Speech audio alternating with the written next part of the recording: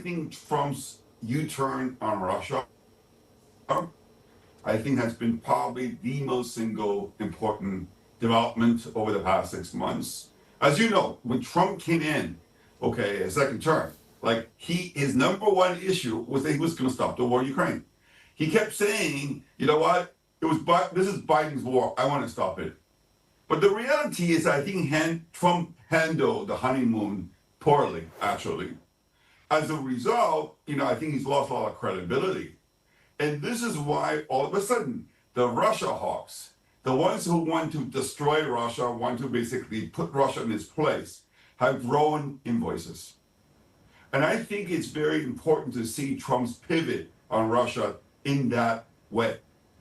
I don't think it was a surprise that Trump actually shortened his ultimatum from 50 days to 10 days, a day after he met with, van der Leyen, okay, whereby van der Leyen offered him a 15% tariff, okay, deal. And I actually thought that was a quid pro quo for Trump agreeing to take a tough line on Russia. So I think to begin with, I actually think that the European-US trade deal was an exchange. For Trump, basically, you could argue this is part of the protection racket money that the Europeans are willing to pay in order to buy Trump's protection, of Ukraine or Europe in general against Russia. So I think this is very important because, as we all know, Martin, Trump is known for extending his deadlines, not for shortening them. So I think when he decided to shorten the deadline, which goes into effect this weekend, it's absolutely very, very unusual.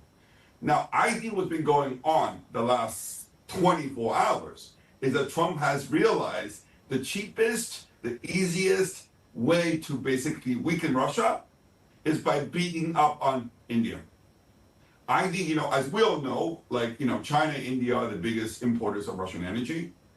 There's not much Trump can do in terms of China's import of energy from Russia. That's a lost cause for the U.S. So now they're trying to squeeze the Indians. Now they're making Modi to choose Russia or America. Okay, and then I think from that point of view, this is why, in a way, I think India has been put into this, the situation that has not been, all throughout the last 4 years, throughout the whole entire conflict. And I think this is going to be very tough because I'm telling you, I think Trump actually believes that he's got more leverage on Modi than he does on Xi Jinping or basically for that Putin. And yet he knows that if he can somehow basically get, India to stop importing Russian energy, then Putin is going to be in deep trouble. So I think this is the whole dynamic here. But in any event, I think what is very clear to me is that if India decides to say yes to Trump, this will be very, very, very bullish for oil price. Because if India doesn't buy from Russia, they'll have to buy from somebody else, the oil. Oil price is going to drop a lot. Yeah. If India says no to Trump, I think that will be very bearish for Apple stock. That goes without saying. So, David, how bullish oil is that? And, excuse me, is that even what did President Trump wants in terms of pushing up oil prices and getting inflation back up? That's it. I mean, this is why I find it difficult to believe that he's going to hit India with 100%, China 100% tariff for importing Russian energy. Because if India and Russia now have to go look for, basically the energy somewhere else. Let's just say they now have to go basically buy it from the United States or buy it from Saudi Arabia. Guess what? Oil price is going to go through the roof.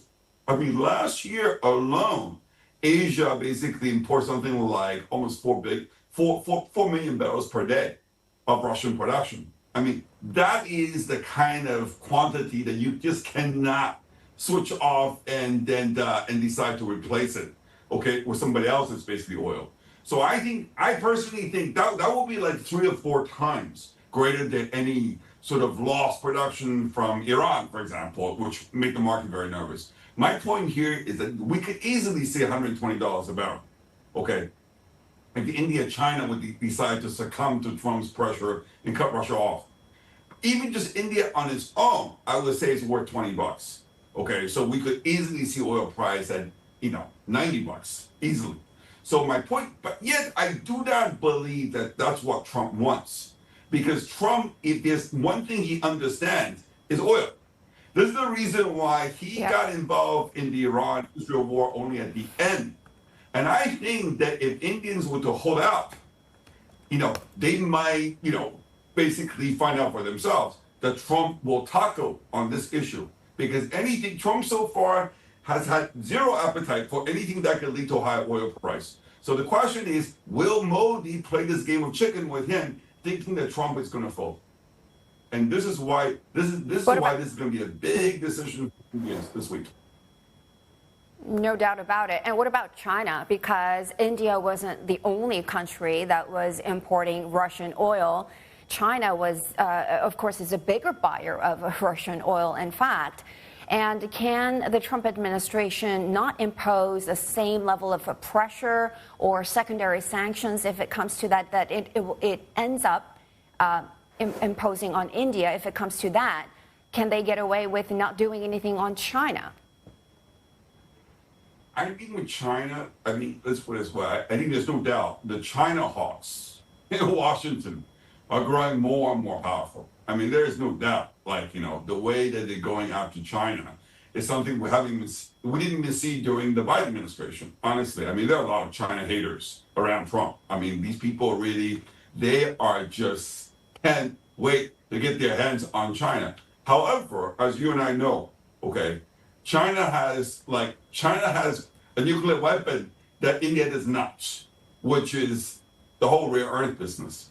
Let's put it this way. I didn't think China was going to play the rare earth card as aggressively as they did, but it has. The fact is that as soon as China started to restrict the export of rare earth, Trump was getting a phone call from the CEO of GM and Ford saying that, we have to shut down our car production because we haven't got these Chinese magnets. Lockheed Martin has seen delay of the production of the F-35 because they haven't got the Chinese magnets.